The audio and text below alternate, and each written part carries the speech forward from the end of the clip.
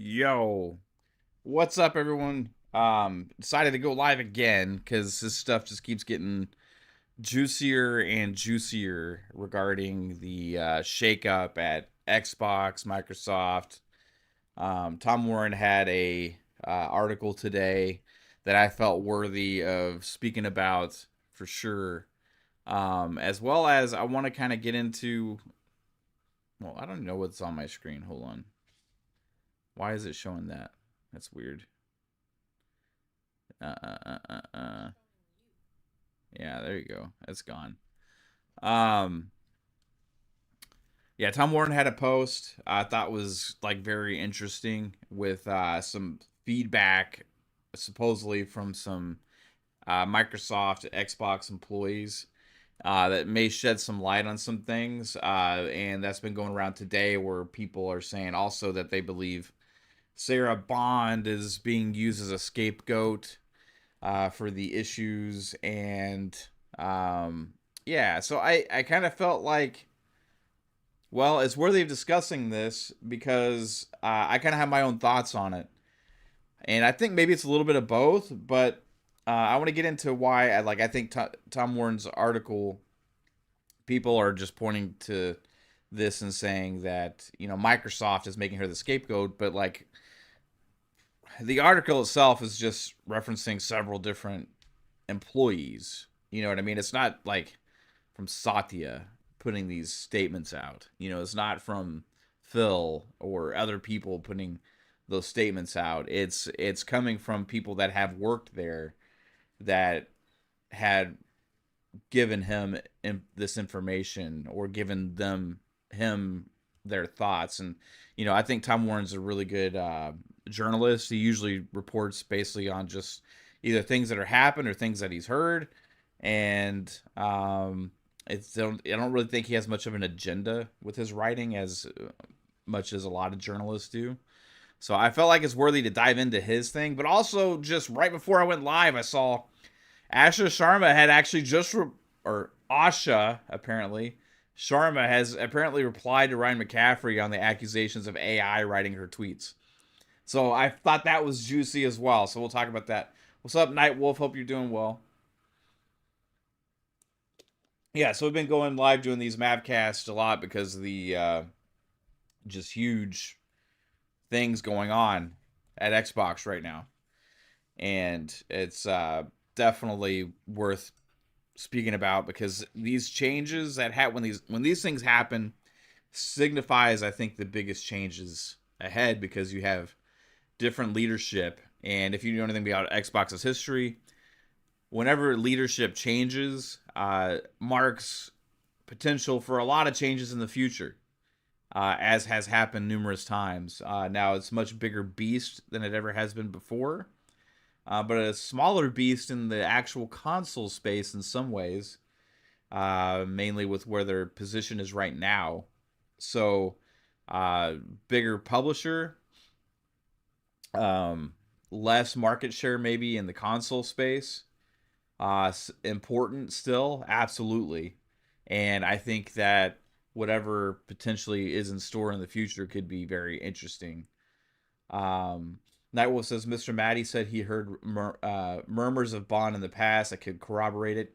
Yeah, I'm going to get into that too. Interesting. It sounds like from the article that there were a lot of staff that weren't on board with this multiplayer strategy. Well, that goes back all the way when we first started getting reports of this stuff, that there was turmoil going on within Microsoft, and that there was several articles written about it back then. Remember, there was like supposedly Microsoft employees that were speaking about these things behind the scenes to people in either content creation or media, announcing their displeasure after Sarah Bond had kind of made this decision. Also, you had a few different people leave as well that were in high positions.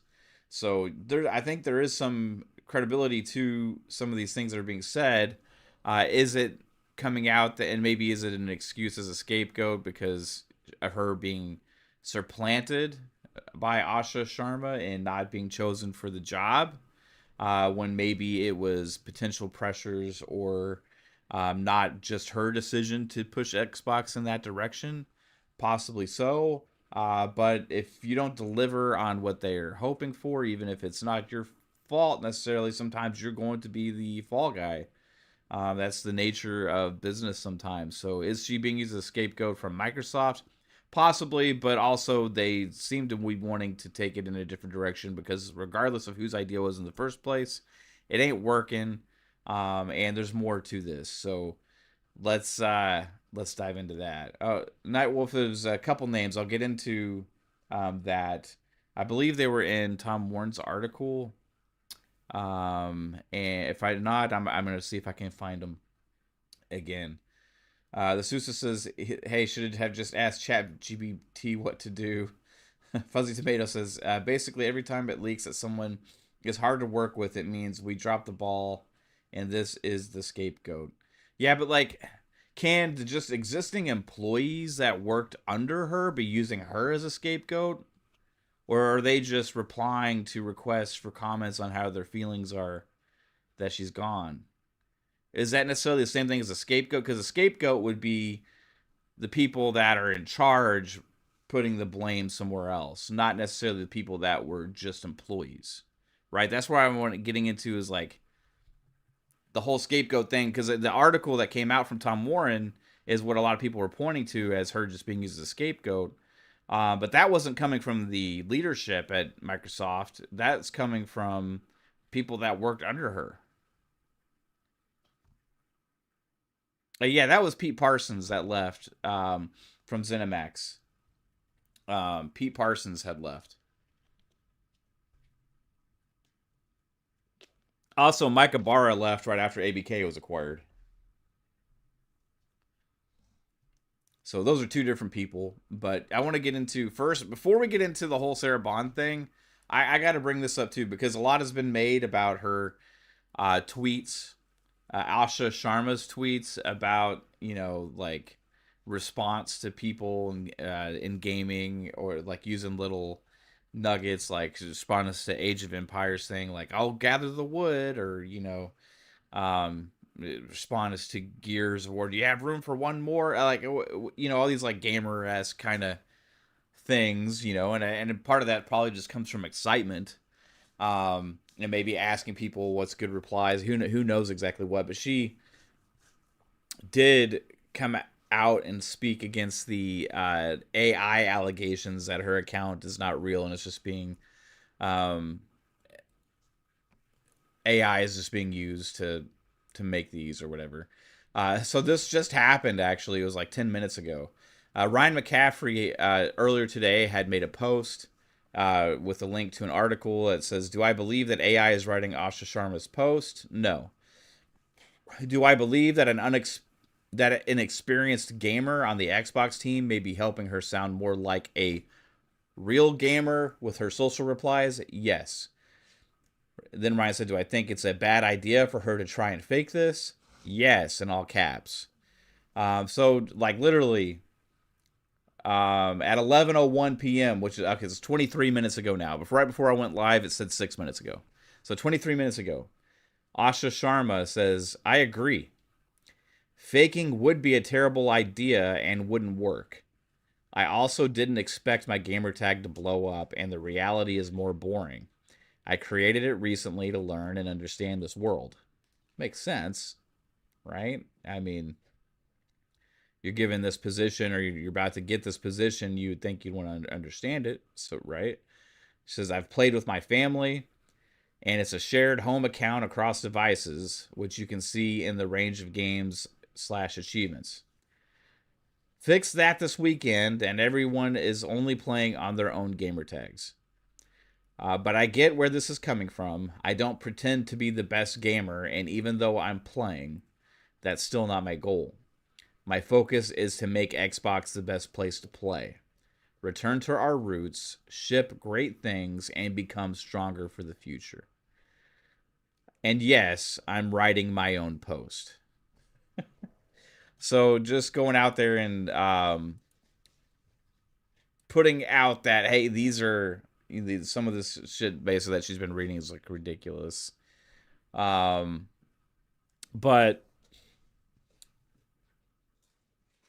Yeah, it is like, does she need to pretend to be like more of a gamer than she is? No, but does she need to understand and learn all of this stuff? Yes, and I think that's what she's trying to do. So, like, I say you can't falter for that, and you can't falter for embracing Xbox right now.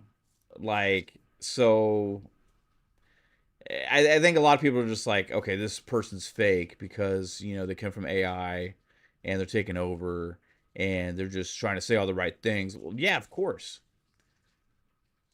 What is she supposed to do? You know. So like, it doesn't like rub me the wrong way. It doesn't surprise me or anything. It's just like interesting to see, and I think it's going to take her a while to understand all the gamer culture, the gaming community, especially how crazy things have gotten this last several years, how paranoid and dramatic and negative people can be, but also what that's all driven by passion for gaming and Xbox. So I think she's gonna see that, learn how to navigate it, and it's gonna be a challenge. But I think she could probably do it. So, but yeah, the starting thing is playing games. It seems like it makes a lot of sense what she said, and just kind of putting a lot of the conspiracy theory people in their place a little bit, So I do like that she actually responded to that. So yeah, she kind of put that on blast. So very interesting.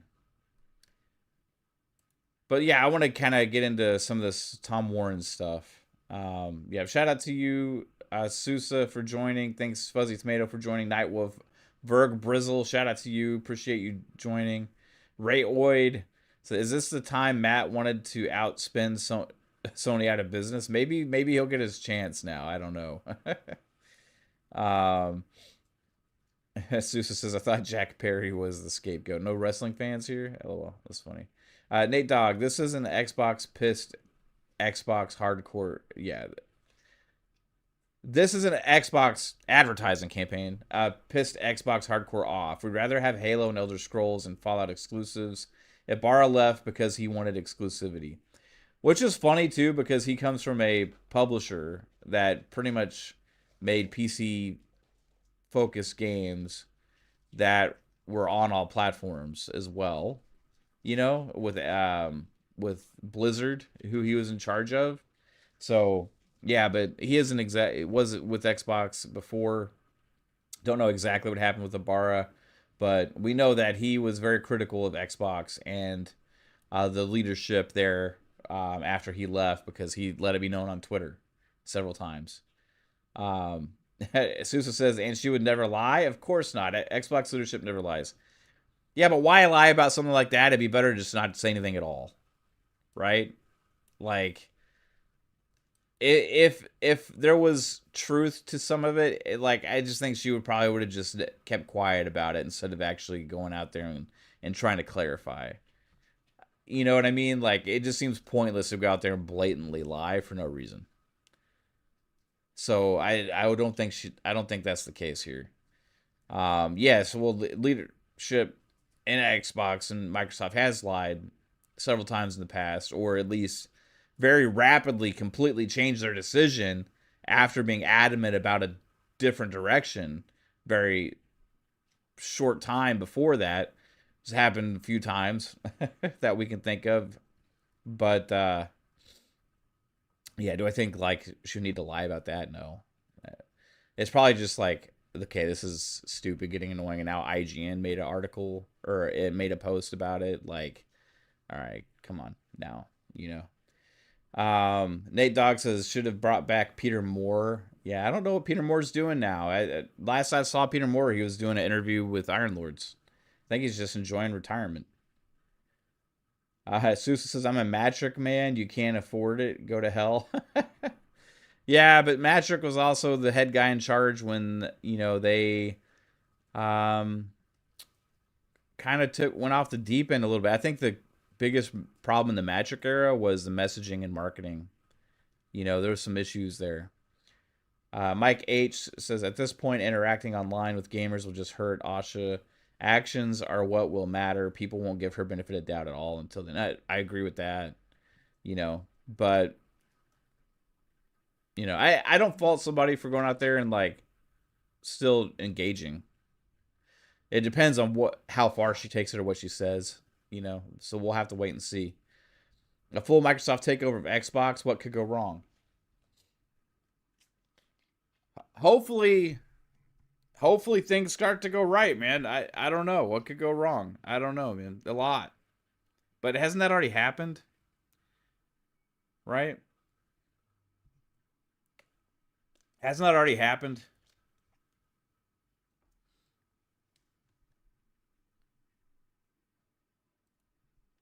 Yes, Asha needs to stay off Twitter and not promise, just produce. Yeah, actions leaks speak louder than words. What I had replied with is like, the community is very desperate and paranoid because it's been a rough several years, but I have hope and optimism. Xbox is my favorite platform and ecosystem. I don't care what your history is of playing games as long as you deliver them.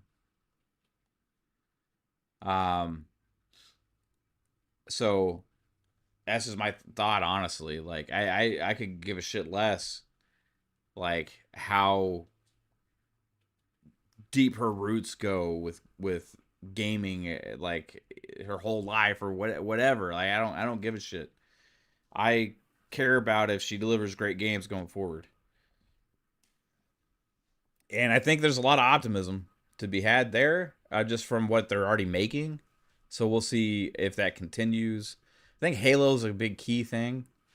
I think there's a lot of things that they can do with certain IPs and brands that they've kind of fumbled many times and maybe underutilized. With Halo, they've put too much of their eggs in one basket. With the only game we got this generation with Halo is Halo Infinite, and it's their biggest IP. It's stupid. Rest in peace, Robert Carradine. Revenge of the. Where are you getting that from? He died today. Robert Carradine did? Yes. Really? He committed suicide. Isn't that David Carradine's brother? Mm-hmm. He was the guy from the Revenge of the Nerds. Yeah, I know. I didn't know he died. Yeah, I think it's like just coming out. Really? Mm-hmm. And he committed suicide? Or he committed that? Yeah, don't say that. Yeah, I'm not allowed to say that. He unalived himself.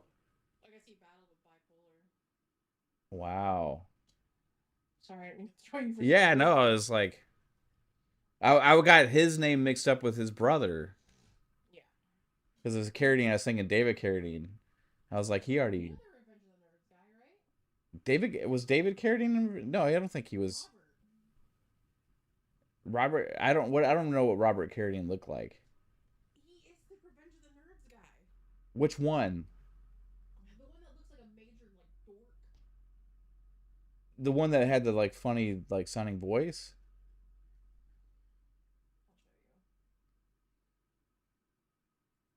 I'll show you. Sorry, I was caught off guard, guys. I was just curious about this. You don't know this guy? Oh yeah, that guy. That's David Carradine's brother. Yeah. Wow, they look nothing You didn't know alike. that? No, they're so opposite. Yeah. But you know this guy, right? Yeah. I mean, he was in a lot of shit. Like, you definitely know Yeah, him. oh for sure. Yeah, that's crazy. Yeah. So he unalived. Sad. His brother went out a crazy way. Erotic asphyxiation accident He in the came and went. closet. Came and went. Um.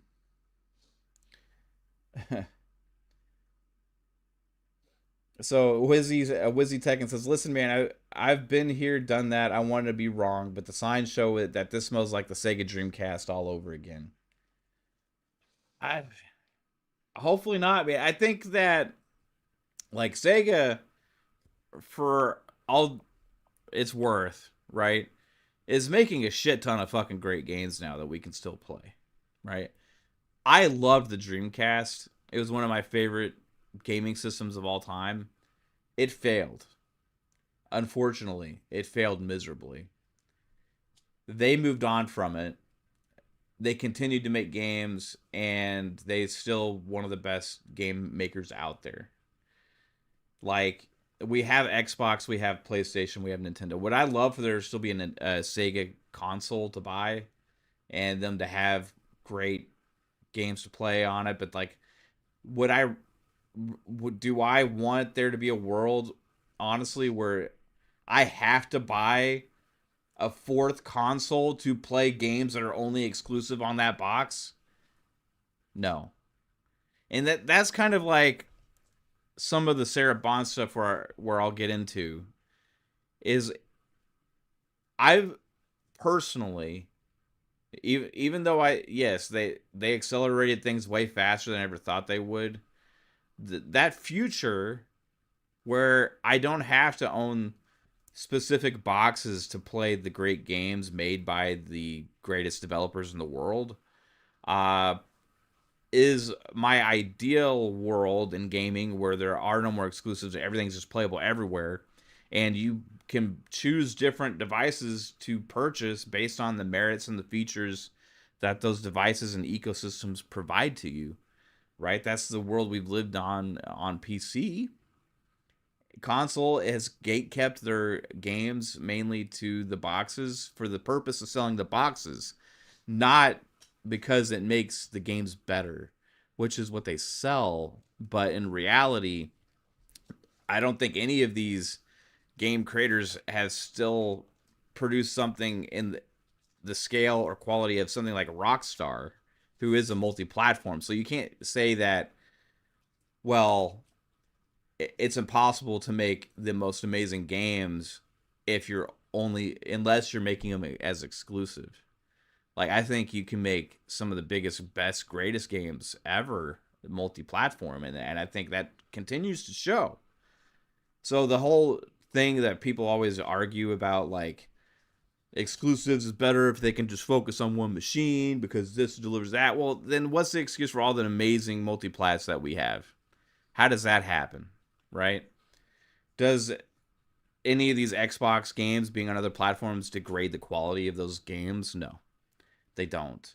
It's going to be dependent on the device you're playing them on. And, like, that's where the quality of the device comes in at play. So there's merit to what I believe in that future. However, that's not the world we live in and have been living in. And gamers are so accustomed to feeling special because of the box that they have, and making that box that they've decided to purchase more valuable because other people can't get the same experience somewhere else. And the largest thing that's brought that feeling is games being exclusive, right? Whether, yes, it's an artificial thing that's meant to sell the boxes. However, that does bring that pride, that feeling, and everything. And that's something that Xbox lost when they made these decisions. Was those decisions dictated from above because of the money that they decided they needed to make because of the investment that they've been making into gaming with acquisitions like ABK? Or was it a pure Sarah Bond experiment that went haywire and destroyed the brand, and now they're trying to um, course correct? Or is it like Microsoft, so we're going to put somebody there? And regardless of what I personally enjoy or think or have, I kind of champion this open ecosystem thing. Is it for the best of Xbox in itself? I don't know, man. And it seems like right now that answer would be no, based on the sentiment of the brand from the public, right? And how that is being perceived, and how people are choosing not to get the console anymore because they feel like either it's overpriced, or they feel like they don't need it, or they decide just to skip the platform altogether because on PC they'd rather use Steam, and if they're buying a console they'd rather just play Xbox games on PlayStation. For whatever reason, that's that's the feeling that a lot of people have. For me, I just was like, hey, I've loved Xbox before. I still love Xbox now. My experience hasn't changed. Why would it change? Just because other people play the games. So for me, it's like I nothing changed. The only thing that sucks for me is the pricing changed on Game Pass and on the consoles, which I think sucks. And that's one of my main things I've been saying is I think it would be awesome if she could show some love towards the console purist and the console gamers and the Xbox diehards that have been around for 25 years by making the platform have more value by actually decreasing the cost of entering into the ecosystem. That would be the first bone I would throw, but I don't know if she'll be able to get that hurdle crossed with Microsoft. What's up, Luis Jose? How you doing? But yeah, let's get into this Tom Warren article. Tom Warren, his tweet said, "Inside Microsoft's big Xbox leadership shakeup, Microsoft has a new gaming CEO who wants to bring Xbox back from the brink. I've been speaking to Xbox employees about how it all went down.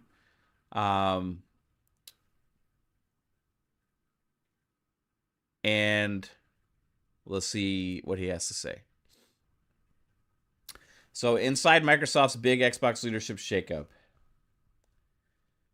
he says Xbox fans had been anticipating the retirement of Microsoft gaming CEO Phil Spencer for years. But what most hadn't expected was the departure of Xbox president Sarah Bond, too. For many outside the company, Bond seemed like Phil Spencer's natural successor, a deputy of sorts. Instead of picking Bond for the role, Microsoft promoted Asha Sharma, a former Microsoft AI exec, to the top of Xbox. The decision to overlook Bond might have surprised many Xbox fans, but for more than a dozen current and former Microsoft employees I've been speaking to, it's felt inevitable in recent months. Now, see, this is coming from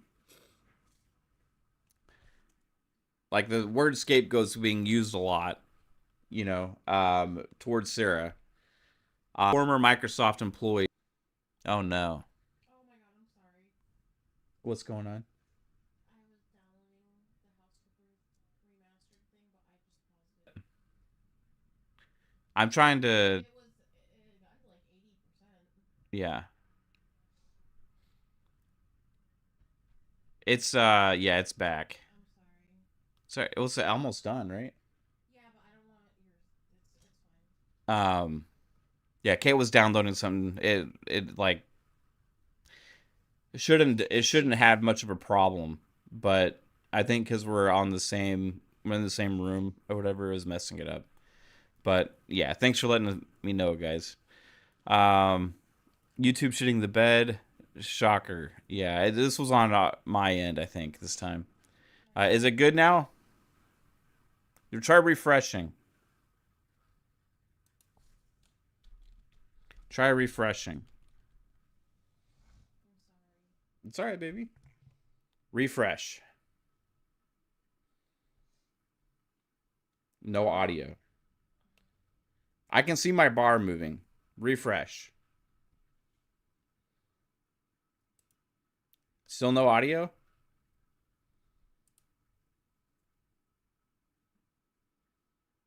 Yeah, everything's good.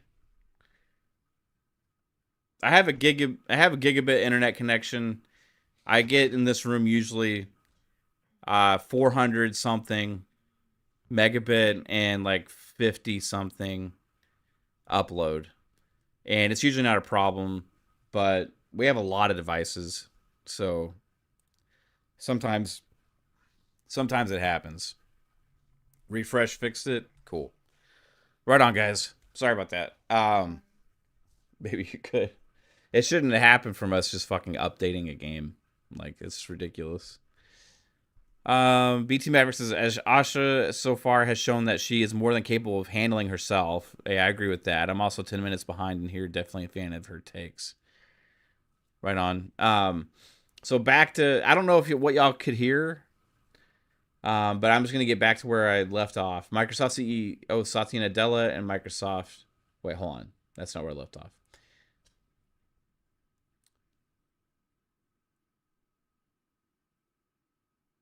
Okay, yeah. So Xbox fans had been anticipating the retirement of Microsoft Gaming CEO Phil Spencer for years.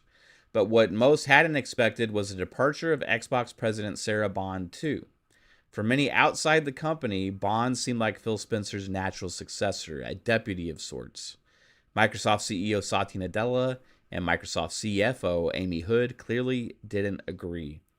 Instead of picking Bond for the role, Microsoft promoted Asha Sharma, a former Microsoft AI executive, to the top of Xbox. The decision to overlook Bond might have surprised many Xbox fans, but for the more than a dozen current and former Microsoft employees I've been speaking to, it's felt inevitable in recent months. Phil Spencer, again, that's more than a dozen former and current Microsoft employees. That's not the same thing as like a scapegoat, in my opinion. That's just people that Tom Warren's trying to get information from. Like, hey, how do you feel about this? What happened? And they're just telling them. That's not like Microsoft putting out a statement like Sarah Bond was this or that. Now, you could say she was a scapegoat because she got overlooked for the position, and so she is resigning. But also at the same point, if the direction isn't going how they thought was the right, even if it's like for revenue or profit margins or what, even if it was their doing, even if it was their decision, like, hey, this is what we're mandating and you got to deliver, even if she fails or in their mind fails, sort of planting them and going in a different direction is not a surprise. And that would be maybe a scapegoat situation, right? But a lot of the scapegoat stuff came out today because of the comments supposedly that Tom Warren's been receiving from former and current Microsoft employees, more than a dozen of. And for me, that's not the same thing as a scapegoat. That's just people giving their feelings that had worked there, right? And I have no reason not to trust Tom Warren's reporting because he's just stating pretty much what they say. Like it's not like it was super opinionated from him or whatever. It's just this is what it is. Phil Spencer, Microsoft's long-term Xbox chief, made the decision to resign from Microsoft last year after a tough few years for Xbox. The giant Activision Blizzard acquisition had dragged on for far longer than Microsoft had anticipated, and the need to grow the business saw Microsoft walk away from Xbox exclusive games in favor of a multi-platform strategy. Microsoft has also been trying to reinvent the Xbox brand beyond the console with mixed results. Spencer's decision led to months of careful successor planning. It was announced to the world on Friday. And this was interesting, but it was supposed to be today. Microsoft was forced to announce early because it started to leak, and IGN was planning to run a story, according to sources familiar with the situation. So this clarifies also what happened with the whole Sarah Bond's post on LinkedIn, and then shortly after having to make the other LinkedIn post, where she had been talking about, hey, survey here, let us know what you think about this or whatever. And then it was like, hey, I've just made the decision to leave Microsoft. So it seemed abrupt to many, but I think it was because the announcement came earlier than it was supposed to. That kicked off a day of chaos where teams inside Xbox were hearing the news first through reporters and news outlets instead of via internal memos. The team running Sarah Bond's social media accounts was so unprepared that a LinkedIn post inviting people to provide feedback about Xbox accessibility features went live just before her departure was announced. It sat there for hours until Bond's team eventually posted her own memo. Microsoft executives shared 4 memos with Xbox teams on Friday, but only Phil Spencer mentioned Bond. Satya Nadella, Microsoft Gaming Executive Vice President Matt Booty, and new Microsoft Gaming CEO Asha Sharma all had kind words for Spencer, but no mention of Bond. Even Bond's own memo to her teams didn't arrive until after the announcement and wasn't part of Microsoft's blog. Some Xbox employees I've been speaking with saw the writing on the wall for Bond last year. Again, this is just an Xbox employees that he was speaking to, right? This isn't like Satya Nadella and shit like that. Like, so some Xbox employees I'm speaking to saw the writing on the wall for Bond last year. She was promoted to Xbox president in October 2023, just days after Microsoft finalized its $68.7 billion deal to acquire Activision Blizzard. Bond had been crucial in getting the deal over the line with regulators and slowly started to become the face of Xbox as Spencer took on the complicated duties of integrating a huge new business into Microsoft gaming. So this is somebody that left. 6 months after Bond's promotion, Xbox executive Kareem Chowdhury, who reported directly to Bond, departed Microsoft and triggered another shakeup of some teams inside Xbox. Chowdhury was key to Xbox's backwards compatibility support and helped bring Xbox Cloud gaming to life as xCloud in 2019. Just weeks after Chowdhury departed, former Xbox Chief Marketing Officer Jarrett West also left Microsoft in June 2024. That meant the Xbox marketing team was now reporting directly to Bond. A month later, Microsoft delivered a marketing campaign that signaled people didn't need to buy an Xbox console anymore. The message was that you don't need an Xbox to play Xbox because games were available through Xbox Cloud Gaming on TVs and phones and all these. Yeah. This was all part of the Xbox Everywhere strategy that Bond had been pursuing, a vision to move the Xbox brand beyond its roots in console hardware. Months later, the This Is an Xbox campaign launched, with commercials that positioned a phone or a tablet as an Xbox instead of just a console. It was a confusing campaign, and I'm told it offended many Xbox employees internally. Now, also remember, go back in time. Let's all go back in time to 2024 when all of that stuff started happening, the doom and gloom, a lot of the reports about the multi-platform, all these other kind of things were happening. And at that time, there was a lot of reports about many being not on board with this direction within Xbox. And I think that's where a lot of this is coming from still to this day.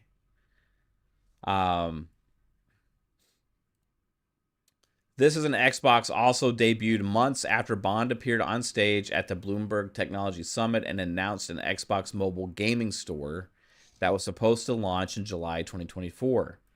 It still doesn't exist almost 2 years later. Although attempts to redefine Xbox were clearly tied to the mobile store efforts, Microsoft still went ahead with This Is an Xbox after the store was delayed.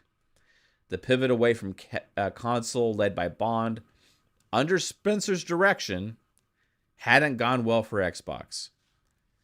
Microsoft's Xbox hardware revenue has declined for 3 financial years in a row, and it looks like those declining revenues are going to continue throughout fiscal 2026.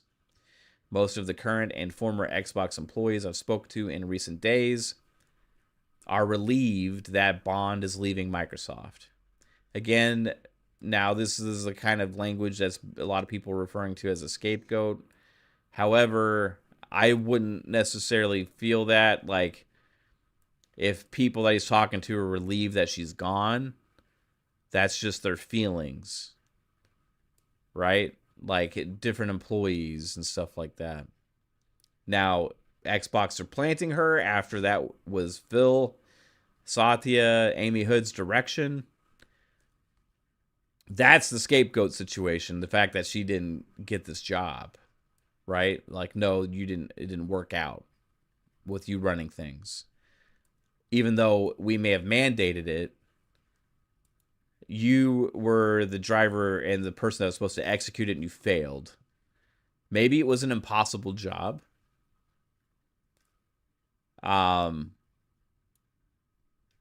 Maybe not. However, they decided to go in a different direction now. The new direction supposedly is return to Xbox, whatever that means.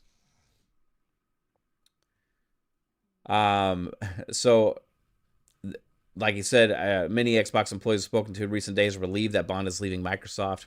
I've heard from multiple sources that Bond has been tough to work with and built a team structure that meant if you didn't follow the vision or questioned it, you were out. I don't think that's ever a good direction for a company to be in. You want people to challenge the ideas. That's what helps you find mistakes and holes in your efforts and messaging, marketing, strategy, and maybe not everybody gets their way, right? But it's important for people that understand gaming and that have those positions to be heard. But if you didn't follow the vision or questioned it, you were out. That doesn't sound like a very good environment to me, personally. Our way or the highway, my way or the highway, more likely, right? So kind of ruthless, maybe that corporate world's supposed to be a corporate world, I guess. I don't know. Most have praised her ability to strike partnerships with companies and developers, though. So again, this is something that he's heard from those employees. So they said what she did a good job with. So Tom said, I wrote in December 2024 that Bond had staked her career reputation on the idea of Xbox being everywhere, across multiple platforms and devices. This also involved carefully managing her image both internally and externally, making her appear to be a gamer like Phil Spencer. In reality, she wasn't. I understand that Bond's strategy had been failing internally and been questioned multiple times. Bond had tried to push mobile and cloud over console to reach potentially millions more Xbox customers, but the result has been a classic case of chasing tomorrow's customers by neglecting today's.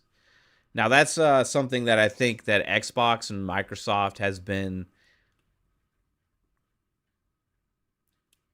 at fault of many a times, especially with the Xbox brand. We've talked about this same thing, that they're so forward thinking that sometimes they do stuff that they believe is the future before the market is ready to actually be able to embrace it. And that can be a detriment to the brand. And also, it happened in the early Xbox One generation, going in from the 360 and Xbox One generation. And it's kind of happened again here. I, for one, also back in 2012, 2013, whenever going into that Xbox One generation, I was actually like, hey, cool. I like the idea of being able to buy a disc and installing it and just having it, keeping it in my game case. And that would give me the ability to go and keep my games and have physical copies of them that I can sell. But also take the the necessity of having to switch disc every time and all that stuff away, But a lot of people didn't see that. They just saw like, hey, you have to be online, But at this stage, like for most games now, you have to be online. Like a PlayStation or an Xbox these days without online connectivity it seems like a paperweight.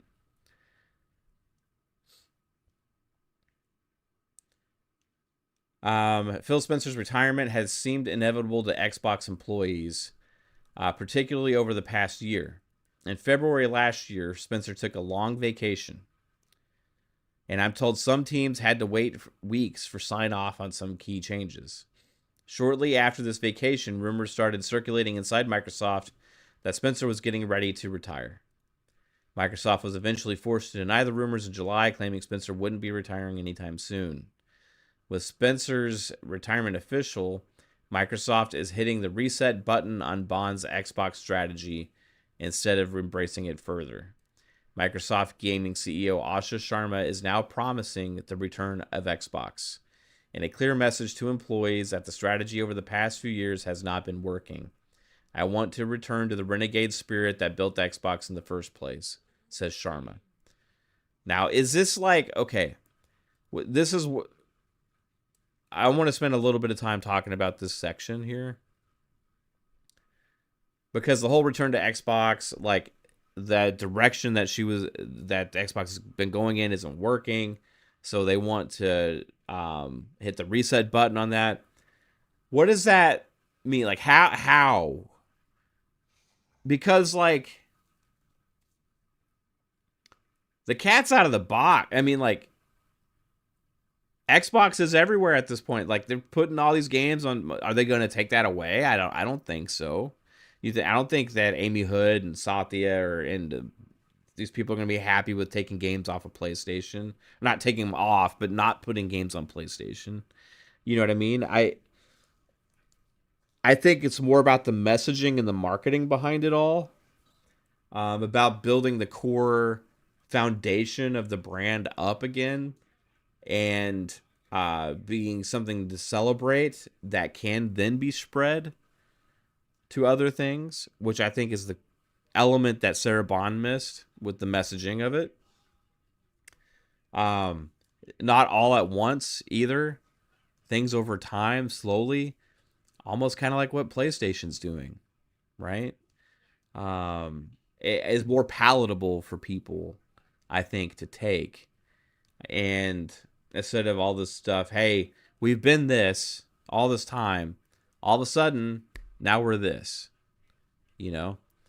So it's interesting to see, like, or maybe it's a reinvestment into features, options, because all the teams there have been pretty much just been working on this whole, Xbox everywhere, unified platform that's going like a UI that's going to be across multiple devices, a hybrid console, all these other kind of things. So like there has been less focus on the console. So, but if you take away from all the stuff that they're doing to get ready for next gen and what that device is supposedly going to be, is that a detriment to what that actual vision could deliver? Because if you take away, like, or do they just make a super expensive console? Because like I don't know. It's going to be really interesting to see. I think a lot of things are a lot of big important decisions are got to be made very quickly. So it's going to be interesting. I don't know how they return to the renegade spirit, hit the reset buttons on Bond's Xbox strategy instead of embracing it further when that ship has kind of sailed. A lot of people have been pointing to the fact that she said "I hear you" to somebody when they said bring Xbox exclusives back. I mean, that's like if she gets the approval to do that, cool. Like cool, This it doesn't do anything for me, but I mean, it does maybe something for the brand. Um, Maybe they sign more deals with different companies. Like I don't know, man. I don't know what that's going to entail. Are we going to see the return of the word exclusive at the Summer Showcase when a new game is announced? And then the Xbox community just erupts in like massive applause because a game isn't going to PlayStation or something else. Like that would be crazy and hilarious. You know what I mean? But like I don't know if that seems like a stretch because I don't is that necessarily for the betterment of the games? Like it may be for the betterment for the console hardware. You know what I mean? But I don't know. I don't think that can happen now. But like how do you hit the reset button on Bond's strategy? Because that's what Bond's strategy is to put the games everywhere. So it's either about the messaging and the marketing, or they got to go in a different. They're going to go in a different direction. I don't know what that is. I agree. The marketing has been horrible under I wouldn't say all the marketing's been horrible under Phil Elneny, but a lot of it has been. Um, Most of it probably has been.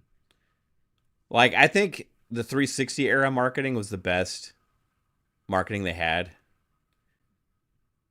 Like Squad says, I just tuned in. I will say a lot of deals were signed under Bond and Phil, so we won't see Asha's actual work until probably next year or year after. Yeah, that's another thing. It's going to take a while to see the results because, like, we don't know exactly what's going to happen. And, like, I don't think she just, like, takes over and all of a sudden, this is what we're changing. This is what's happening. I'm announcing this feature or that we're stopping multi-platform or we're doing that. Like, I don't think that's how it's going to work. We're just going to, over time, we're going to see things happen, and then you're going to see, the results like 5 years from now. We'll start to see, like, okay, how has this been panning out, and what new things had been announced, and what shape are they in. And maybe 2 years from now we'll actually see, like,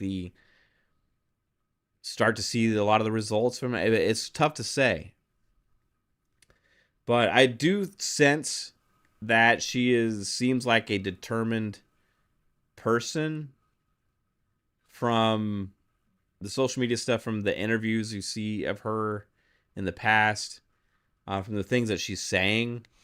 It seems very, like, it comes from, like, a willingness to go the extra mile to do things, and intelligent and stuff like that. So, but she's got to learn this business, and she got to learn what Xbox is, and she got to learn the history, So you can only hope that she understands enough of it to understand the community and bring back that juice that Xbox used to have.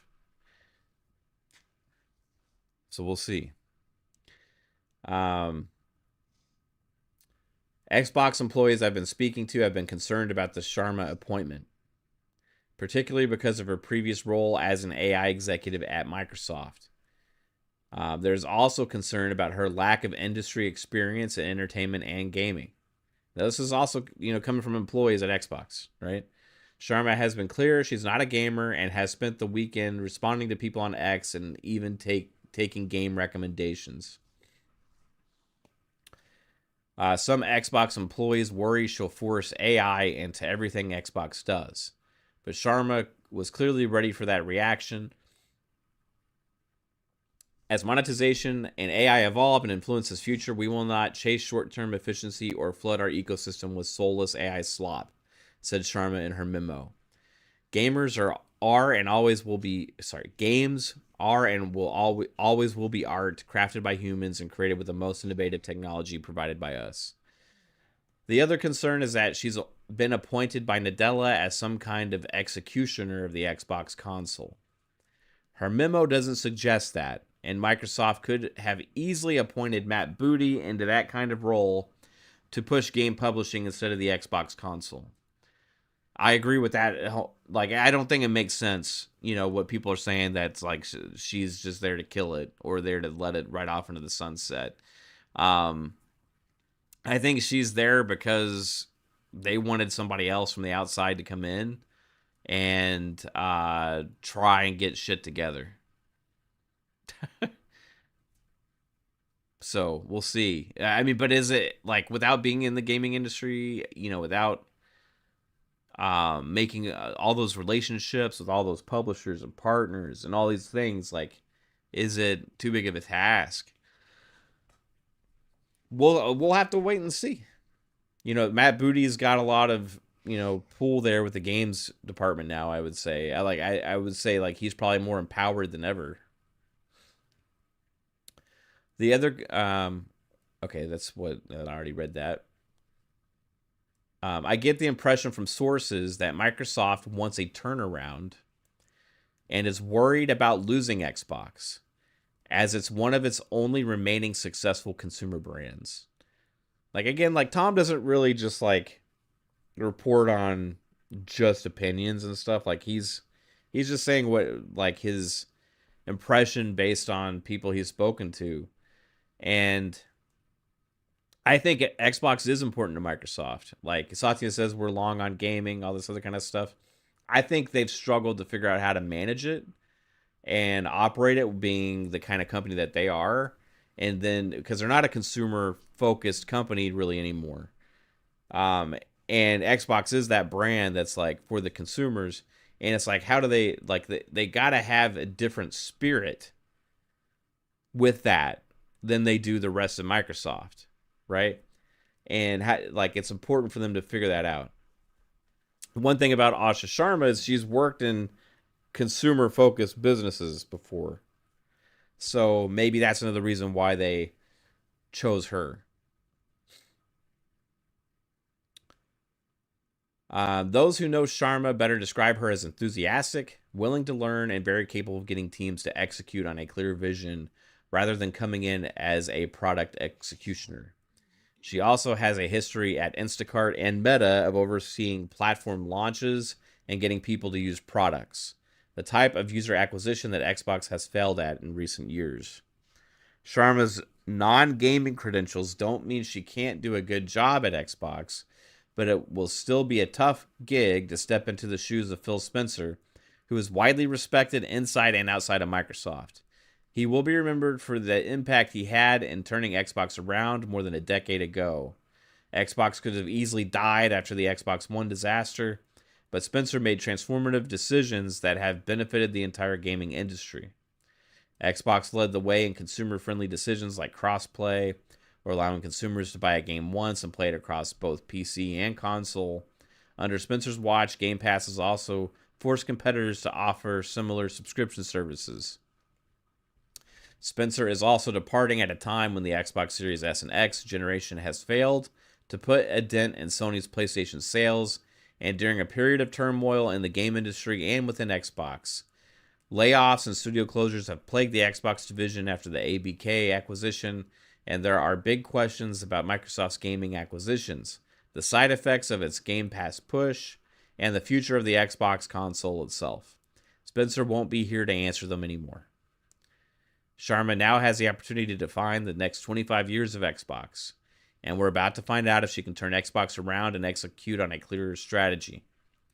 The next 25 years belong to the teams who dare to build something surprising, something no one else is willing to try, and have the patience to see it through, says Sharma. We have done this before, and I am here to help us do it again. So that's where Tom Warren was at with his article. Interesting feelings from inside the Xbox and Microsoft teams and former employees there, as he reported on.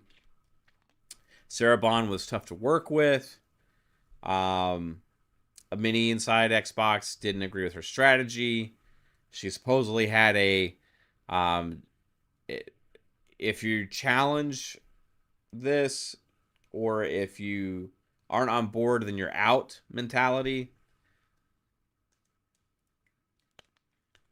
With after her direction that she was pushing things, key people underneath her ended up leaving.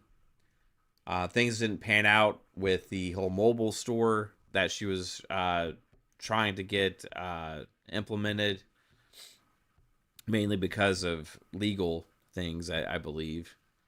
And that's where we're at.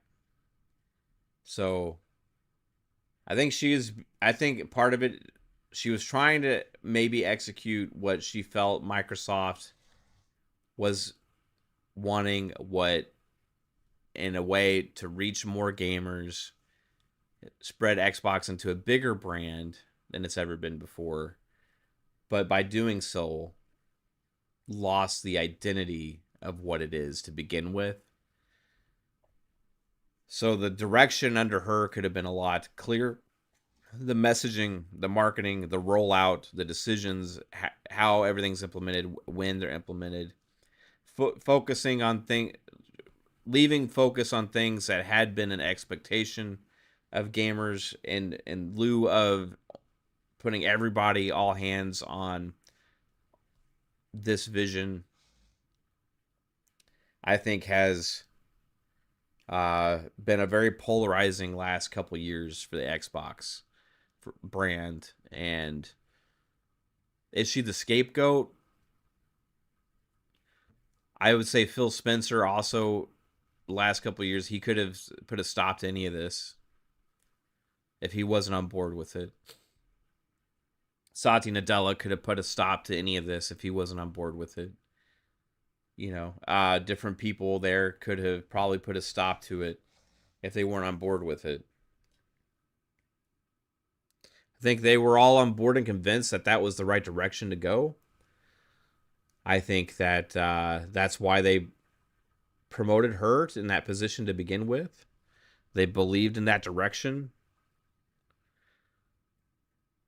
And I think them supplanting Sarah Bond and putting Asha Sharma in charge is them saying we were wrong. As much as it may be a scapegoat to supplant Sarah Bond, that's as much of an admitted failure from the rest of the Xbox leadership. And I also believe that's probably one of the reasons why Phil Spencer decided to retire when he did.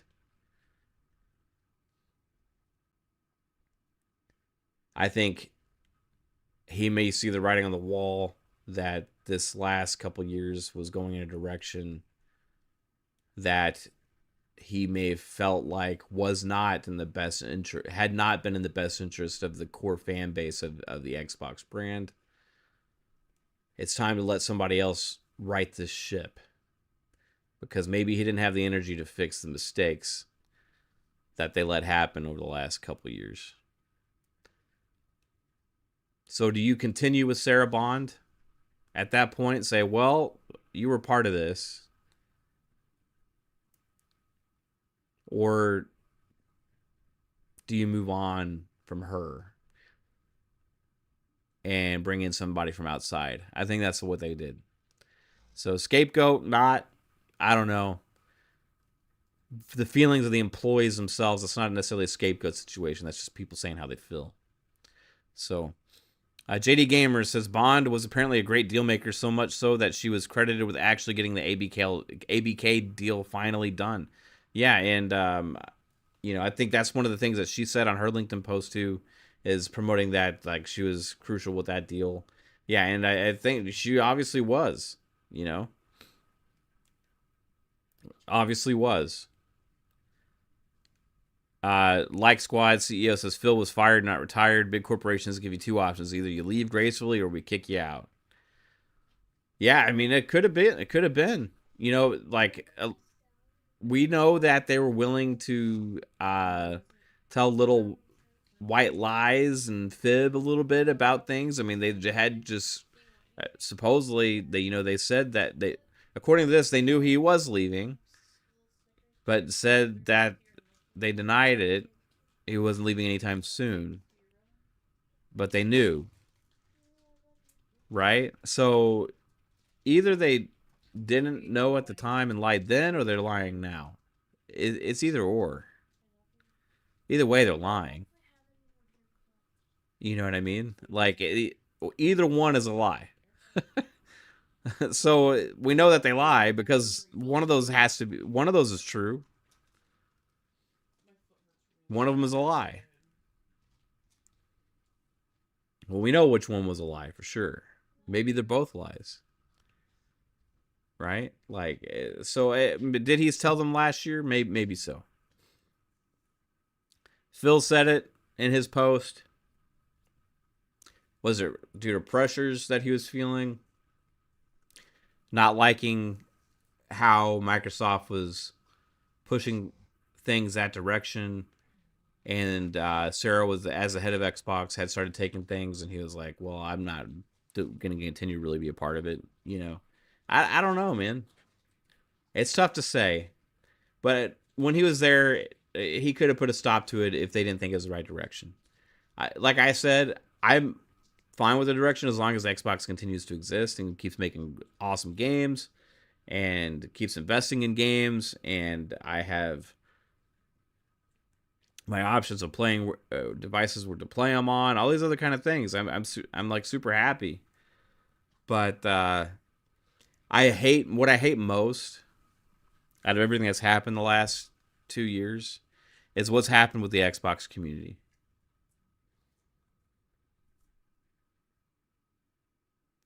I don't care if somebody on PlayStation gets to play a game or not. Or on Nintendo. You know, I don't care that PC gamers have been playing Xbox games for a long time now. I don't give a shit about any of that stuff. I get to play the games on where I want to play them, and that's either on my Xbox console or my PC or my Xbox LIX. But I hate what's happened to the Xbox community that's been fractured, divisive. Most of it has a lot, or not most of it, but a lot of it's gone into this negative downhill, toxic spiral. The apathy towards Xbox now. A lot of people just don't give a shit anymore. You know, and that's kind of like the worst part of everything over the last year and a half or so. And it's a shame. And maybe a lot of that does come from Sarah Bond, but we'll never really 100% know. You know what I mean? We'll never really 100% know. But there's plenty of things to be excited for. And I think being optimistic and hopeful for the future instead of just being overly critical of every single thing that Asha Sharma tweets right now, or, you know, how many games she's played in the past or lately. All of that stuff is kind of like, we got to allow her to see what she can do before we can judge her for doing the job, right? So we'll see how things pan out. What we don't need to see is any price increases anytime soon. What we don't need to see is any more layoffs anytime soon. Any more studio closures anytime soon. What we need to see is good things announced for gamers. Games, features, services, hardware. That's what we need to see. And I think if we can focus on those things and not all this negative shit, then I think that will hopefully start steering things into the right direction.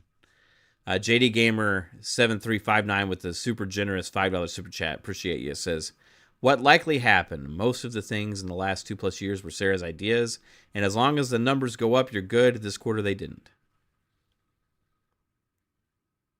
Very possible.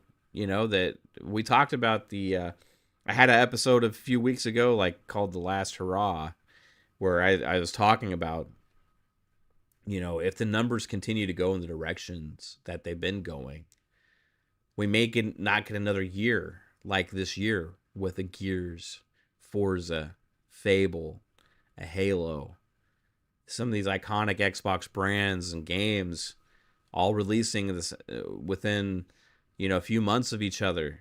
And we may never get another year like that again. And, you know, I would hate to see this become a company that's like, we're only making Call of Duty, we're only making Fallout stuff, because we know there's multiple Fallout games in the works right now. We're only going to make Call of Duty, we're only going to make Fallout, and we're only going to make Forza Horizon, or what, you know what I mean? Like, I would hate to see the company go down that route where it's just like only going to focus on the most successful things, and everything else just gets thrown out to the trash. You know, I would hate to see that happen. Obviously, you know, we're going to get another Elder Scrolls. That's going to be a huge thing, you know.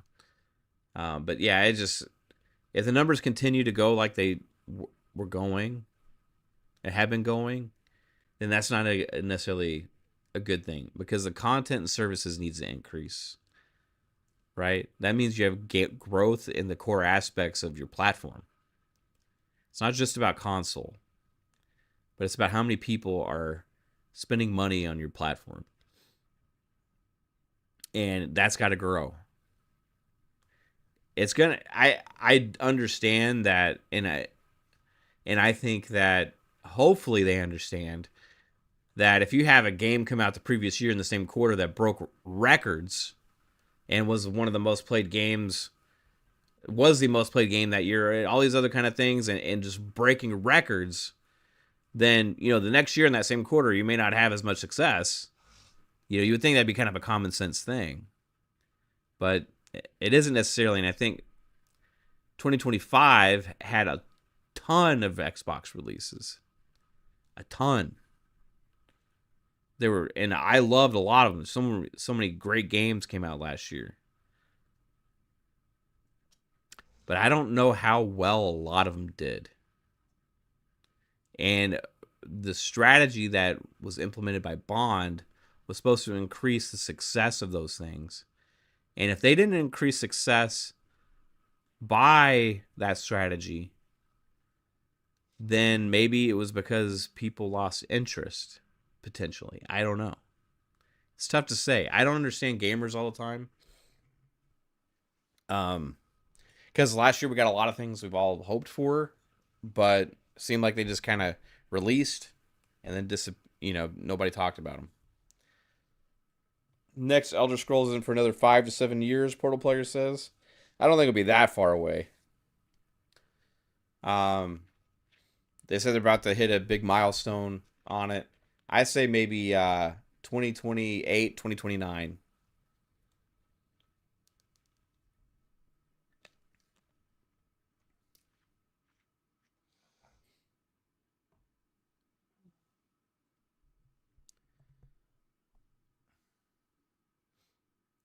Like Squad CEO says, FTC ruined Xbox idea of purchasing ABK. They were trying to make everything ABK owns exclusive to Xbox, but unfortunate that turned around and bite Xbox in the rear. I don't think they were ever going to make Call of Duty exclusive, but I think they did want to push Xbox or they were asking questions about why other games weren't, so it was interesting. Satya himself said that he didn't like exclusives. Now, like I said at the beginning of this, I don't really care myself if games are exclusive or not. It can be exciting to hear those words like exclusive, but like really doesn't mean anything for me when the experience of playing the game. Like some of the best games of all time are multiplats, Like it doesn't.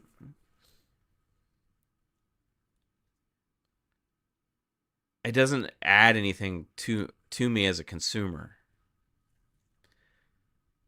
and lover of the games.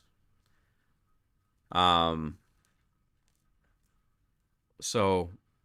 I understand that this like gamers are fickle and they have this passion about things and they aren't going to really think just like with logic. They're going to think with like this passion and these feelings about feeling special, and it's like these gaming companies, in order to keep that brand strong, they kind of have to pander to this need and necessity for the gamers to feel special and fulfill their entitlement urges or something. I don't really know how to say it, but like it's just a reality of it, Like it's a brand building thing, There's a reason why one shoe company can make stuff out of the same exact material and same quality as another shoe company. But one can charge $300 for this pair of sneakers and the other one can charge $40. Has to charge $40 to get them to sell. You know what I mean? It's like, it's because of the passion and the pride that people feel with it. If it's just a pair of shoes, You know, they do the same job. Your actual walking ability is the same in both. Maybe exactly designed the same way. Maybe just have a different logo on it, you know? And that's part of the brand building thing that I don't think Sarah Bond understood. That's something that the people in charge of the 360 era greatly understood. And, you know, part of building that value that seems important to those customers is exclusives, right? It makes it cool. So it's kind of weird. It's kind of weird, man. Like I don't. It's like I don't want to champion for that because I wish that PlayStation games weren't exclusive, and I wish that Nintendo games weren't exclusive. I wish I didn't have to buy multiple boxes to play games that are completely capable of playing on other devices. There's no reason why a PlayStation game can't play on an Xbox console. There's no reason why these Nintendo games can't play on an Xbox console, or they can't play on a PlayStation. No reason, you know. Um, the only one I can point to is the Switch, saying there is a reason why certain games can't play on the Switch and the Switch 2 because of how underpowered they are. It's a lot of work to get those games to look decent on that device. But then that goes into the what I'm talking about. If like that would put pressure on Nintendo to have to make a better device if they wanted to continue to sell hardware. But they don't have to because this only special thing about the hardware is not the device itself. It's just the games, you know. So it's tricky thing, man. It's like what is actually better for us as consumers also is less exciting.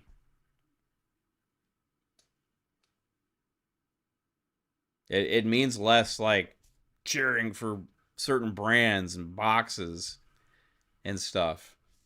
But that takes a lot of the spirit away too. I don't know, it's a very interesting thing to think about if you really get down deep into it.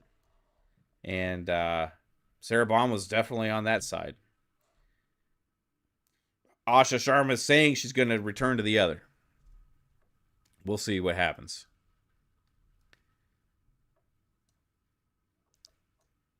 Sousa says, by wishing that, then you don't want competition, I guess. Competition makes games better.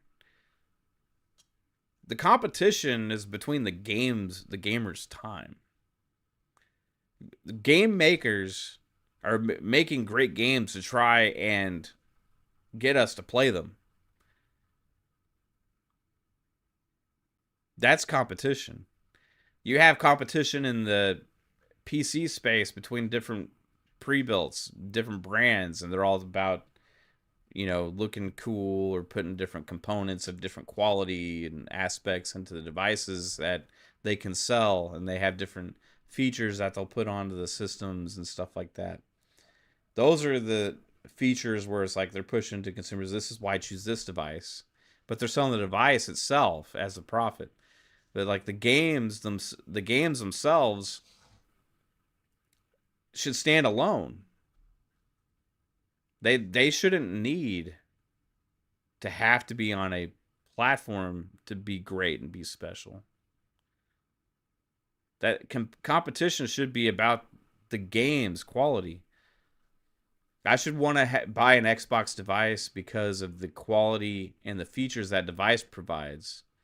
I should want to buy a PlayStation piece of hardware because of the quality of the hardware and the device itself. I should want to buy a Nintendo because of the quality of the hardware and the features that device is providing. By that not being the focus, you can have a device that is shit quality, but it has some exclusive games you can't get anywhere else. That puts less pressure on them. They can sell the device at a much higher price than they should, based on it not being up to current day standards. But it has those games. Can't get those anywhere else, even though they're actually way behind the times on other things that other companies are producing. Competition is for our time. Competition is for our money. There's always competition in the gaming space. If you're talking about direct competition between Xbox, Nintendo, and PlayStation, do you still play Sega games? Do you love the quality of Sega games? Do you have some franchise? I'm sure some of you guys love Yakuza, right? Excited for the new Virtua Fighter coming out. Total War for RTS strategy gamers. Indie games like what's the camp? What's the campus? 2-bit? Is it 2-bit camp? Was it 2-point camp? Yeah, 2-point museum, 2-point campus, 2-point hospital. The Shinobi game that came out. Sega's still fucking rolling. I love playing Sega games. Do I want currently right now to have to buy a Sega device to play those? Or are they just as good as they would have been on a Sega device? Let's just be honest with ourselves. Right? I'm happy that I don't have to buy another machine in this day and age now. I don't want to have to own 4 consoles. Anytime one of these companies puts out a game that's an exclusive and I get FOMO on, it's like a fighting battle. And that's what they want. It's not what's necessarily best for me. It'd be better for me if it was just wherever, everywhere, right away. And the game still stood on its own for being great. That's the competition that we should be rooting for. But anyway, I agree that there's a special feeling. I agree that there's like a pride thing. I agree that like adding value to the device that you purchase because it does have stuff other people can't play that makes you feel like that was a worthy purchase and all those things. But that's what they want. You know what I mean?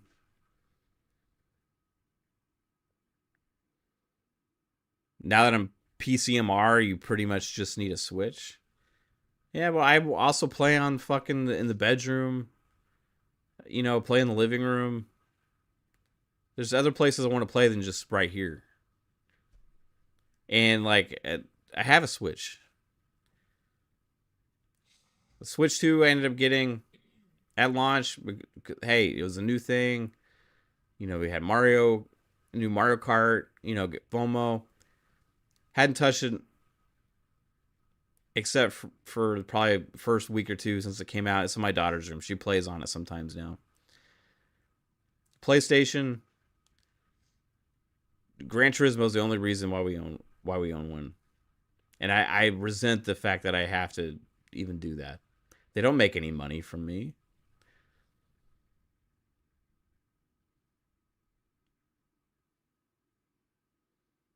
They only did for GT7. Really. JD Gamer 7359 $5 super chat says, "Don't forget that Matt said let's spin PS out of business, and now Asha wants to go back to Xbox's Renegade Spirit. I wonder what that means. Competition." Yeah, I'm curious too, man. Is it exciting? Yeah, it's exciting to think about that. It's fun to talk about. It's fun to be in that world. You know, it is that competitive world. It's fun to be in it. Like Xbox versus PlayStation. You know, like who's going to have the better year? Who has the most exclusives? Who has the best games? It's fun, right? It's fun, you know? It's fun.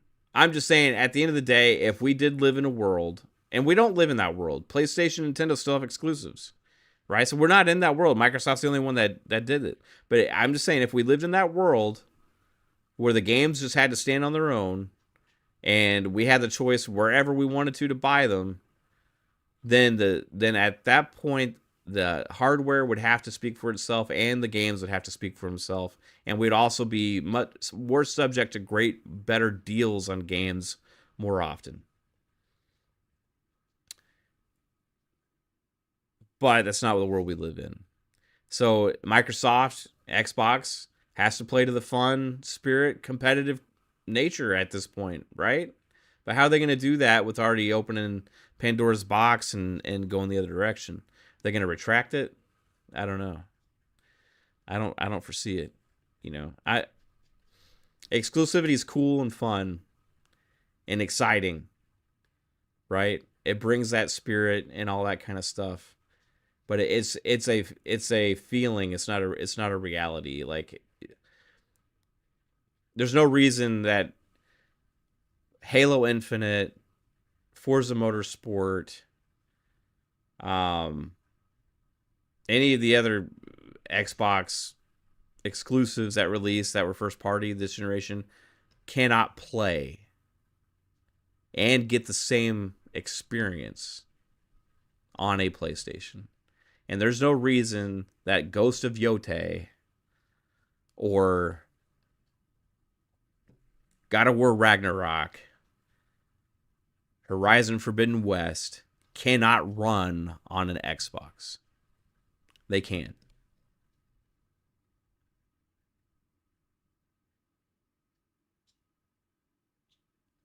GT7 can also run on a PC, can run on an Xbox.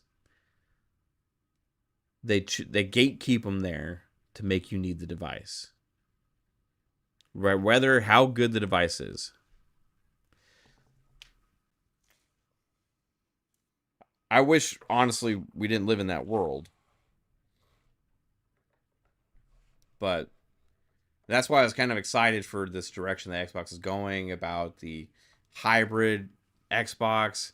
And I think in the long term, that's future. That's like long term future. Xbox was jumping the ship on things, making everything multi platform right away. But yeah, it was probably too soon. Asha is giving mixed messages. First, she says it's about the consoles, but then I don't care about exclusives. I, I don't know. Did she say I don't care about exclusives? I don't know if she's said that or not yet. I haven't seen much from her except in her memo. I saw the memo when I talked about that like yesterday, the day before, how like one paragraph almost contradicts another, but she didn't say those words in that memo. She didn't ever say those words. But will those convince Nintendo to go multi-plat? No, because Nintendo makes a killing and profit on their hardware. And they're able to turn around games pretty damn quick because they don't have to put as much time into them. You know what I mean? Like, and people just eat it up. And people eat it up. Like, they can sell their games for super expensive. They never go down in price. They were the first ones to abandon the true console market. They went primarily as a handheld device as their lead platform. They abandoned the traditional console market after the Wii U. They were like, "Hey, we suck at this." You know, selling like dedicated consoles. They only the Wii was a massive success, but before that they had the GameCube, which was a failure to them numbers wise. Then they had the Wii, was like, wow, we captured lightning in a bottle. We're going to announce the successor, Wii U. That failed miserably. I loved the Wii U personally, right? I love the Wii U, but they didn't sell at all. They were like barely anybody bought them. So they're like, well, we're going to abandon that quickly. Quickly they did. And they went into handheld as our primary platform now. But guess what? This handheld device is also a console. And took a step back in the console space as far as console capabilities. The Switch is a much less capable console than the Wii U. It was just a better all-around device because it was better handheld. But yeah, the Nintendo was the first ones to bow out of the traditional console space.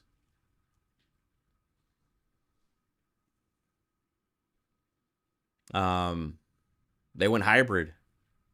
hybrid with it primarily being a handheld that's dockable and slightly improved resolution if you dock it, because it's taking advantage of the power.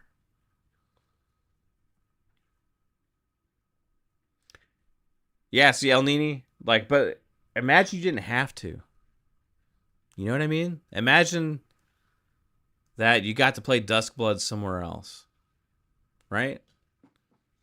Wouldn't it be better if you didn't have to go buy a $400 as a consumer? I'm not talking about for Nintendo. I'm talking about as a consumer. What if Duskbloods just came out everywhere? Would you feel the need to have to buy an underpowered handheld device? Or would you be judging the device more based on the merits of the device itself and not based on the fact that you can only get that game there? Now, I think a lot of people confuse what I say when I say what's better for the companies or what's better for us. I'm saying what's better for consumers, right? But we all like to champion these brands, so we think about what's better for Microsoft, what's better for, Xbox, what's better for Nintendo, what's better for PlayStation. I would say that as gamers in general, we should probably start asking more what's better for us.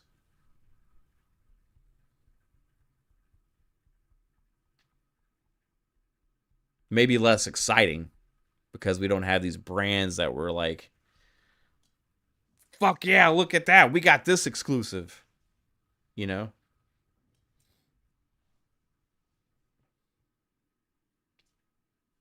But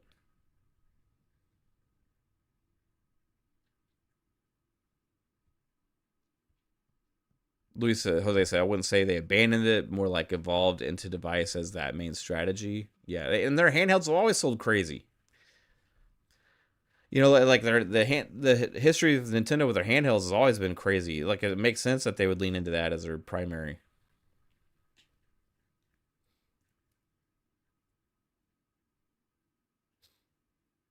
Like, the reason I love Xbox most is because of the features that they provide.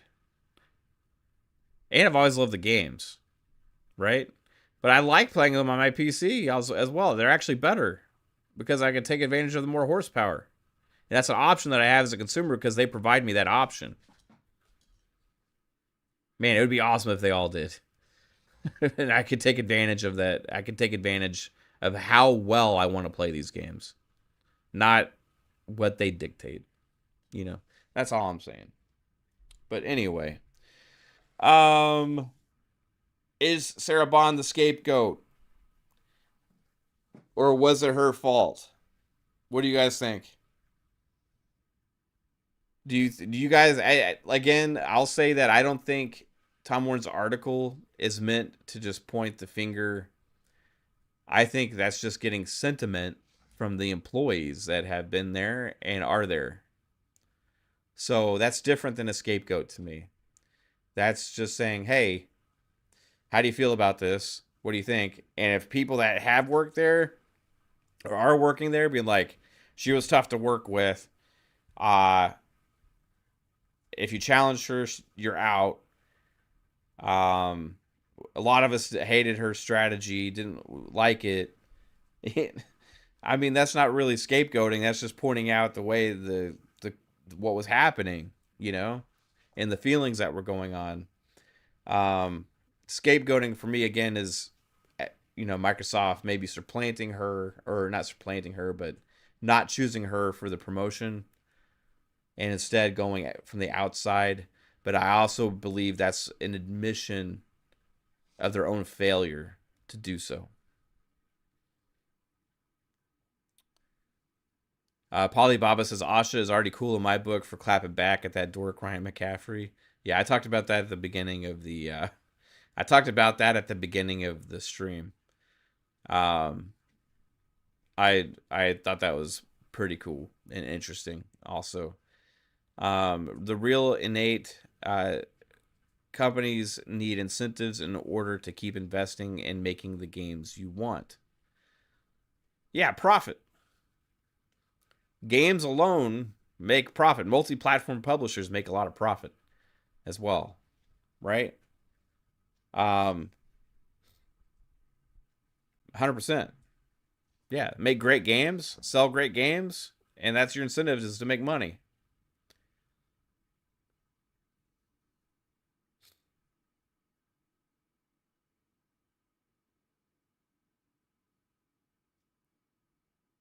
Uh, Luis Jose says, so question for you, Mav. Do you really honestly think Phil doesn't like what was happening in the previous strategy, even though it seems like that that want he always wanted, which is Xboxes everywhere? Okay, let me read this again. Even though it seems like that, what he always wanted, which is Xboxes everywhere.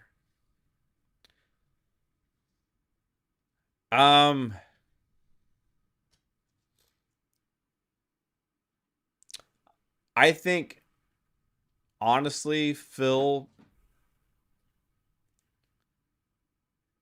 if he had to choose, would just have games everywhere and be on all platforms and have Xbox as a brand of just making tons of games and being on all these devices. I think that's what his ultimate vision is too. And I think it's a very future forward thinking vision.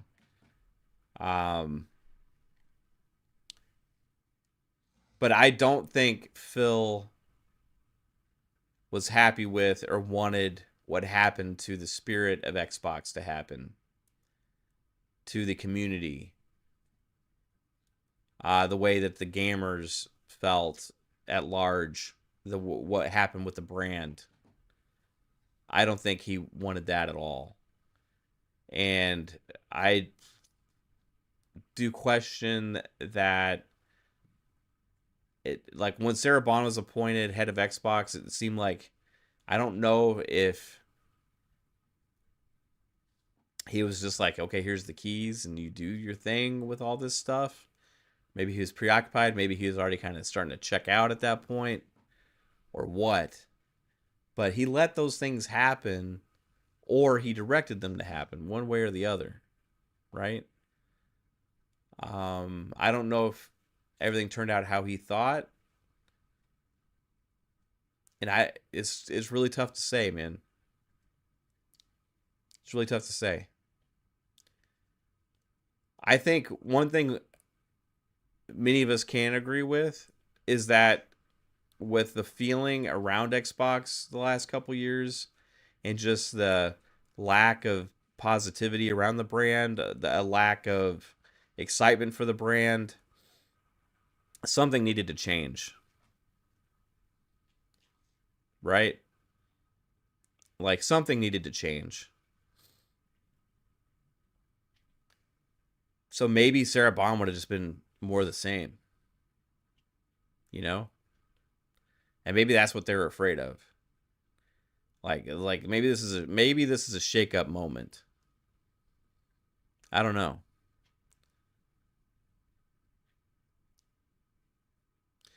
El Nini says the article made it seem like she was a scapegoat. Tough to say without being in the building. But you better believe that the board voted for this to happen so quickly. Right, but like again, the article's pointing to former and current Microsoft employees, people that would have been under her. Like, do you really scapegoat your boss that's directing you to do things?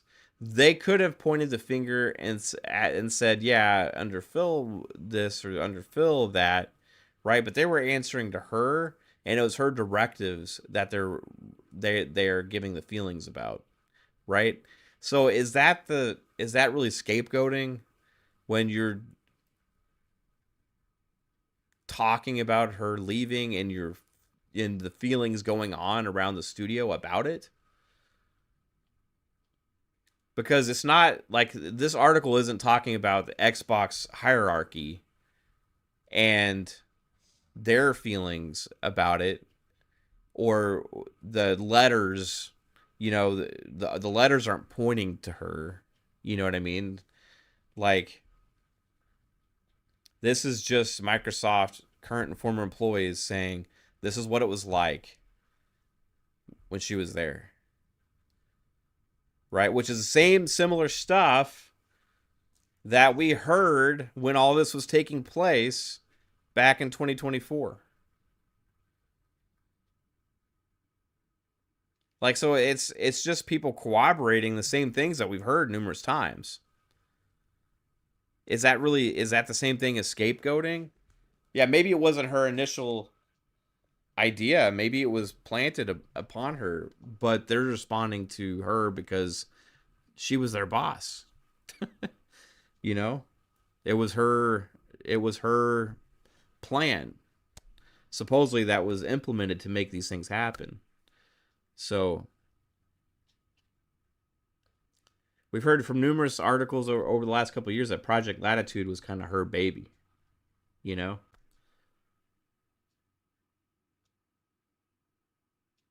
So yeah, Phil let it happen. Phil approved it. Phil said, "Yeah, let's do this." So did Satya. So did everybody else on board. They're like, "Yeah, let's greenlight this thing." So yeah, they're just as much to blame. Um. So, but replacing her or choosing somebody else for the position, you can look at that as a scapegoat or that admitting failure, or we can look at the article just pointing people just speaking how they feel. You know, it's like an article talking about people's feelings, getting put it out there and people discussing it. It's not the same thing as a scapegoat. If Microsoft came out and says we let go of Sarah Bond because of the failures of Xbox, that would be a scapegoat. 100%. That would be a scapegoat situation, right? It's just that's not what the article's representing. The article's representing more than a dozen former and current Xbox employees.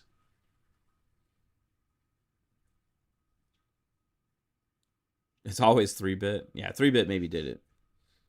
So like I don't know about like I see a lot of people talking about like she's being scapegoated here. Um, I just don't think maybe it wasn't working.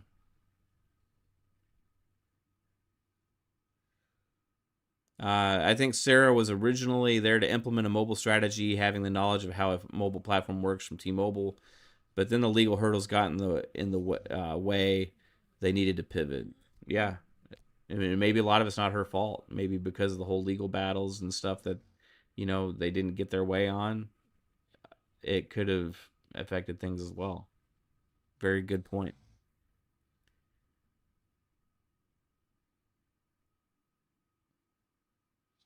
Yeah, I see. I know that poisoned. But is that the employee? Do you, as the employees underneath somebody, do you scapegoat your boss? Because the people that Tom Warren is talking about that have reached out to him, that he's gotten back and forth, are there's not many people above Sarah Bond, so I highly doubt it's Phil Spencer and Satya Nadella reaching out to him, giving this information. Amy Hood. I doubt it's those people spilling the beans to Tom Warren about the feelings going on around Xbox, right? Like, do you scapegoat your boss, the person that, like, you know what I mean?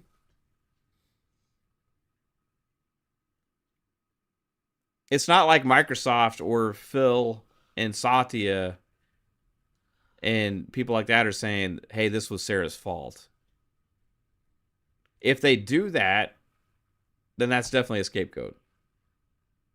And maybe, like I said, maybe her not being chosen for the role could be a scapegoat situation, but they're not saying as much. That's left for us to speculate on and determine, right? But like what everybody was talking about today on social media was referring to this article and the sentiment from the employees that worked for her and with her. That's not really the same thing as a scapegoat.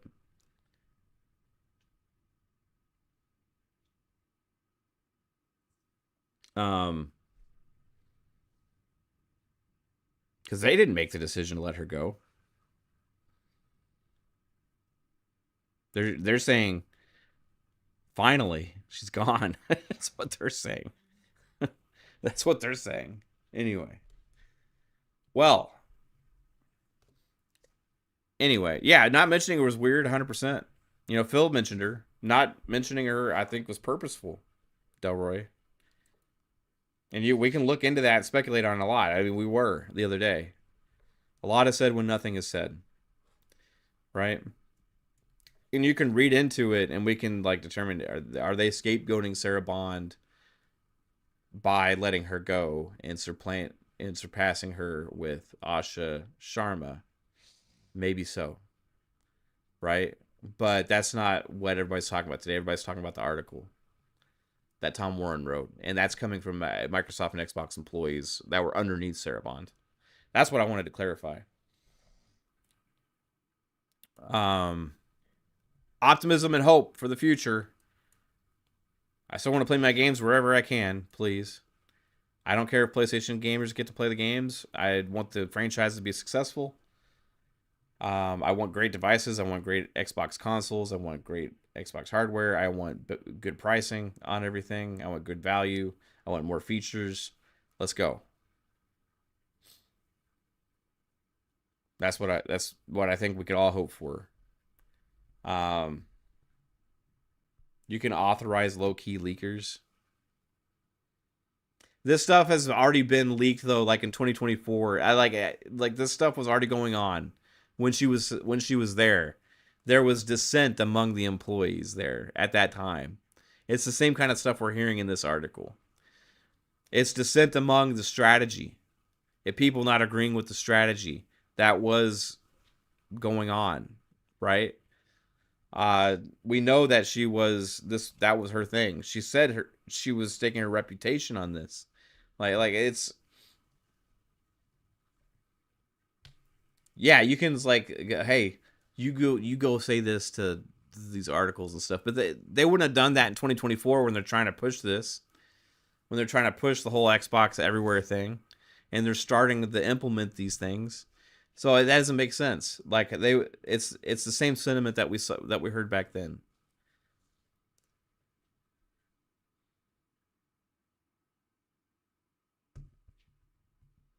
It's the same sentiment that we heard back then. So it like if this was only coming out now, it's more informational to me and interesting that we're finding a glimpse into what the culture may have been like over the last few years. Yeah, 100%.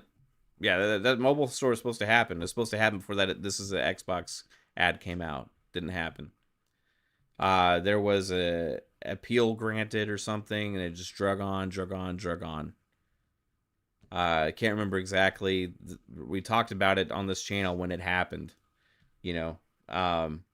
But it's drug on, drug on, drug on. They were trying to push for open-ended ecosystems everywhere, all this stuff. Didn't pan out.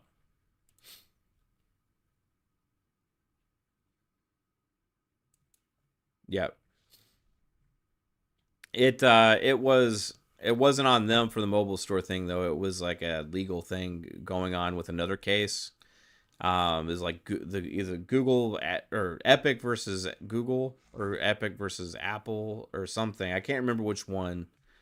And there was a whole thing where like I think Google like was granted an appeal, or a stay or something. I can't remember exactly. But when they were granted that, it completely like ruined their plans, and they had to postpone it. And since then, it has not come back.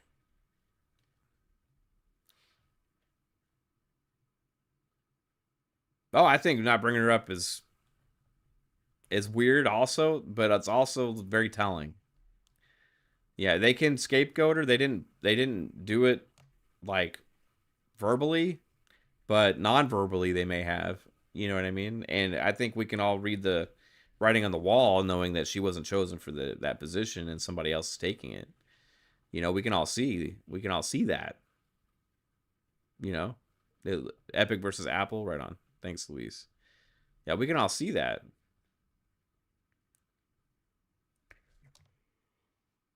So that, I mean, that's clear as day. That's clear as day. You know, they didn't want her in the role for whatever reason. Either to push the blame because they didn't think it was going to be. They want to go in a different direction. They wanted new energy, whatever, for whatever reason. Different person there now. Well, everybody, scapegoat or not, she's gone. And so am I. I will say this, if Xbox continues to be multi-platform, and it's because I said I don't give a shit about exclusivity, don't scapegoat me. It wasn't my decision. Anyway, everybody, have a good one. Take it easy. Have a great night. See you on, probably be the last stream until Thursday. FSP, 9 p or 8 p.m. Eastern time. Yeah, 8 p.m. Eastern time. Peace out. Later, Nate Dogg. Later, Poison. Later, Louise. Later, the Black John. Malachias. Everybody. Later. Peace.